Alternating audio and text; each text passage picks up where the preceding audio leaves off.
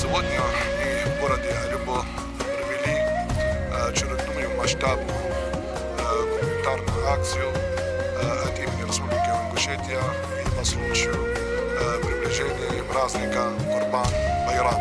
В акции приняли участие бойцы российского батальона военной полиции из Ингушетии. После Дамаска и Хомса теперь мы в Алеппо, втором крупнейшем городе Сирии, который сильно пострадал от войны и очень нуждается в подобных акциях.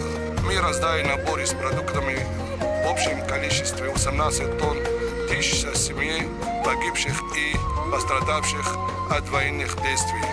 Также устроили концертную программу народных танцев и песен.